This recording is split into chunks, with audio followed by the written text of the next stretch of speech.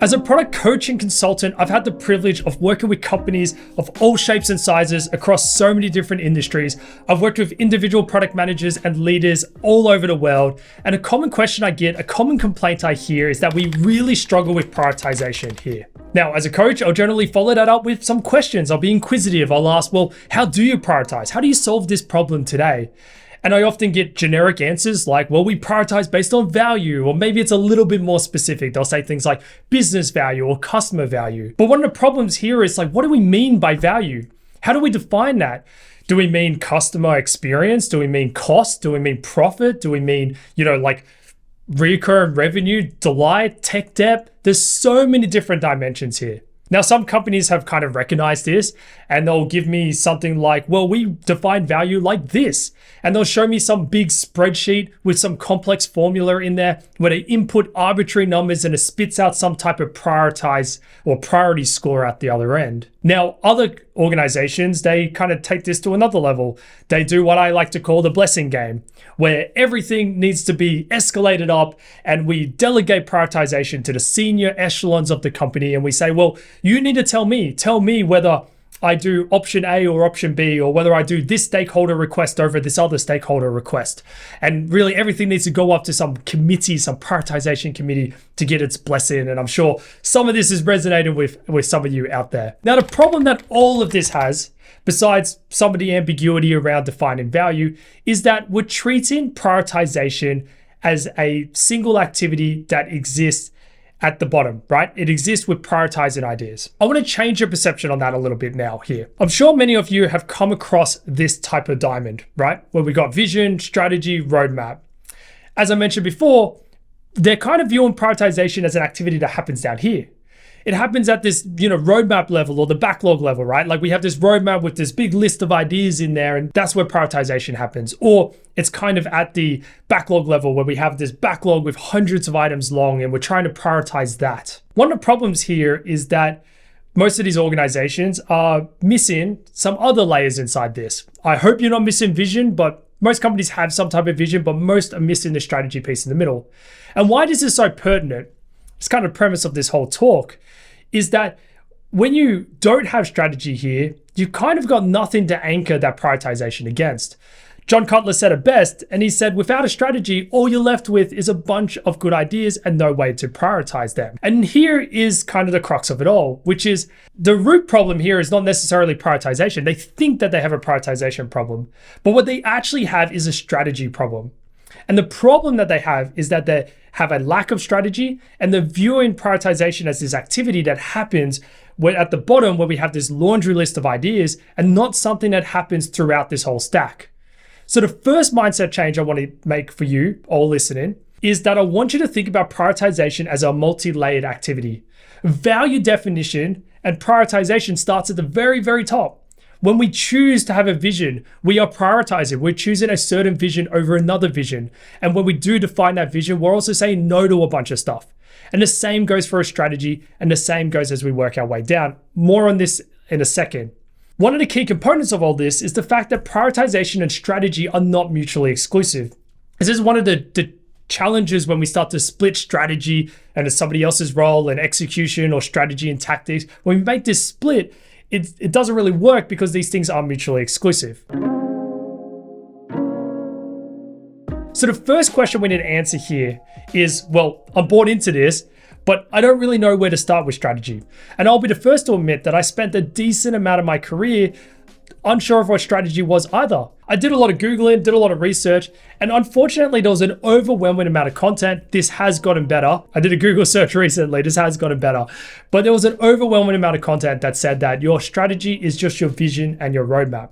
And as you saw before, you basically have that middle piece missing, and this is kind of causing a lot of that prioritization issues that we have today. So how do I define strategy? Well, I'm really influenced by the work of Roger L. Martin and his book Playing to Win, and he defines strategy as an integrated set of choices. Now, I like the word integrated because these choices need to work together. Richard Ramel, who writes the book Good Strategy, Bad Strategy, he uses the terms cohesive, like these choices need to be cohesive together. But really, if you break it down to first principles, a strategy is a set of choices. So a product strategy is a set of choices about your product. These are choices to target a certain target market segment. These are choices to take on a certain bet and don't go down a certain path. These are choices to, have friction in your product or to remove friction, to do something like product-led growth versus not, or somewhere in the middles.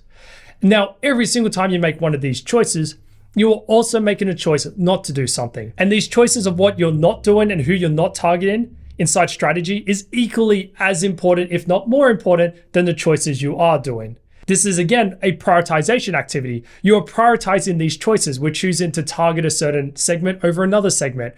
I want to make this really real for you and make this really tangible, because you're probably still sitting there thinking, okay, set of choices, what does that look like? How does that actually work in practice? So let's go a little bit deep into strategy. Let's talk about how this actually looks, and then we'll kind of come back out and finish with the prioritization side. I'm going to use Tesla as an example just to illustrate all of this. Now, I'm using Tesla for a few reasons. One, it's a company that we can all resonate with. It's also something that, as I use this as an example, you'll be able to understand. There's not a lot of context there. I also can't really share with you a lot of the strategy work I do with clients because it's got sensitive information in there. And Elon has been, kind enough to do a lot of public writing and speaking around Tesla strategy. So we have a little bit of insight into it versus other companies. So Elon's written a few blog posts about, Tesla's strategy. And something that he said in a 2013 blog post was that the goal of Tesla still remains the same as when he, invested into the company a decade ago. And that was all about accelerating the advent of sustainable transportation by bringing compelling mass market electric vehicles to market as soon as possible. Now, this is really important. I want to start here because if you think about the top of that triangle, think about the vision, think about the mission. So the vision is that we'll move into a sustainable future, and the mission is to do that via compelling mass market cars. The next question becomes, why the hell did Tesla start with a Roadster, with a nearly $200,000 car? It would have been really easy to rationalize, hey, we should build a mass market car. Let's build the Model Y and the Model 3 that we have today. That could have been where Tesla started. And if you look at what's happening with other EV brands, particularly like the ones coming out of China right now, that's exactly what they've done. They started with mass market cars. So it was a viable option. So why did Tesla start here? And the answer is because Tesla had a strategy, or Elon had a strategy for Tesla, and he writes about it. So we're going to dissect this a little bit. Elon knew that this was going to be the case. He even wrote in one of the blog posts in that 2013 one, he wrote that, some people might misinterpret that Tesla thinks that there's some type of gap in the market for wealthy people who want a super fast EV. And that was never the case. Elon was under no illusions that there wasn't a gap in the market for this, right? But why did he start there? He started there because he knew that the first product they were going to build was going to be expensive no matter what. They were in uncharted territory. They were trying to build new technology. This requires a lot of R&D. They had to build factories. They had to work out the whole production line. Building cars is no easy feat. And he also knows that there was going to need big leaps in technology in order to achieve mass market. So they had to do a lot of R&D to get there. But so he knew all of these different components meant that the first car they were going to build was going to be expensive. So he thought, well, if our first car is going to be expensive, why not target the top end of the market? Again, making a prioritization choice, right? We're choosing a certain target market segment. Let's start there, where people are willing to pay a premium. Hopefully we'll be able to either become cost neutral or make a profit, and he was aiming for a profit. And you'll be able to use that in order to fund R&D to lower the cost of future cars. And that's what he talks about. So they could use that free cash flow to fund R&D, drive their cost down as they start to perfect the technology, as they build out the factories. And he even explicitly says, when someone buys a Roadster, they're actually partly funding the development for that lower cost car that was coming next. That was roughly half the price, and then half the price again was really the strategy as he went through. And he rolls all this up into a very famous blog post that he wrote in 2006, where he shared their master plan. And it was to build a sports car, use that money to build an affordable car, use that money to build an even more affordable car. So this is just a summary of that strategy. But what you're seeing here is context to those decisions. That is strategy. Strategy is making the decisions, but the decisions should be data informed. And there should be clarity around the context. Why did we choose this certain path? Why did we choose a Roadster? And if you don't have that context, prioritization becomes really hard, because suddenly every single Tesla that they've built so far is something that you could rationalize as a viable option. Let's start here, let's start there. And you can see how that becomes a really difficult conversation. But if you have clarity on your strategy, if you know, hey, it's got to be expensive, we're going to target the top end as a result of that, we're going to go for something high end where we can charge a premium for it. And that again makes prioritization easy. As I mentioned right at the start, I want to change your mindset so you can think about prioritization as a multi-layered activity. You're going to prioritize at the vision level when you're choosing a certain vision over another. You're going to prioritize inside your strategy as you work through all of those choices. There is going to be heaps of decisions and prioritization calls you're going to need to make inside of that activity.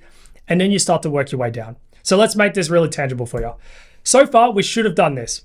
You got a vision. Hopefully you've gone through that activity. You've worked through those steps. You've kind of firmed up a bunch of choices that you're going to make around your strategy. The next step is to model those strategies as outcomes. So we want to turn these into measurable things that we can track progress against. So this is generally in the form of OKRs, but it doesn't always need to be. But we should really be based off our strategy, defining what problems are we solving and what outcomes are we driving towards. So once we have that, we can then move into the next layer, which most of you should be quite familiar with, which is now trying to discover customer problems that align to those business outcomes. Now, this is a key component because, there's a huge realm of possibilities. And again, we're trying to prioritize at each of these levels. When we prioritize those problems to solve off the back of our strategy, there really should only be like a handful of problems to solve. That is much more manageable to prioritize. And once you have kind of landed on specific, outcomes, then there's only going to be so many customer opportunities that land within that intersect of that outcome that we're chasing. So again, it helps us prioritize. It helps us, when you see customer opportunities that sit outside of that outcome, it's just an immediate no. And then we get to the bottom and we start to have experiments and we start to have solutions, right? And we can prioritize again. And what's really beautiful about this is when you get down to the bottom and you've got clarity on your strategy, you've prioritized your choices as part of it, you've prioritized the outcomes that you're chasing, you then prioritize the opportunities that sit underneath that outcome. So you already said no to a bunch of stuff.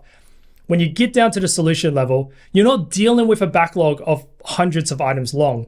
You're dealing with a backlog of 2 to 3 potential solutions that are pretty good solutions. And guess what you can do then? You don't even need to prioritize them all the time. You could A/B test them or split test them, or you can do some prototyping and you can put them in front of customers and you can get feedback that way and you can make a decision that way. So prioritization becomes a lot more easier when you start to approach it as this multi-layered activity and you prioritize at each of these layers all the way down. There's this quote that's often attributed to Einstein, which is, if I had an hour to solve a problem, I'll spend 55 minutes thinking about the problem and 5 minutes thinking about solutions. And I like to think of prioritization in this way as well. If you had an hour to deal with your prioritization issue, you should spend 55 minutes up the top, clarity on your vision, clarity on your strategy, clarity on the outcomes that you're trying to chase, clarity on the customer opportunities that align to that, and spend 5 minutes at the bottom with those solutions. Prioritization shouldn't be hard. It's only made hard because we skip critical steps and we jump straight to the bottom. We don't have a strategy and we try to prioritize this really long list of features and backlog items that are hundreds long. So hopefully you got value out of that video. And if you want to learn more about prioritization and product strategy, I have courses on both those topics over at productpathways.com. I also got a product mentorship where we can work together, you and me, on your prioritization problems, even work on that product strategy together as well. And if you want just more free stuff, I've got your back on that too. Go check out these videos that I did on product strategy. You can check out productpathways.com, my newsletter, links are all in the description. I want to help you do product better. And on that point, I appreciate the support. Thanks for watching. I'll see you at the next one.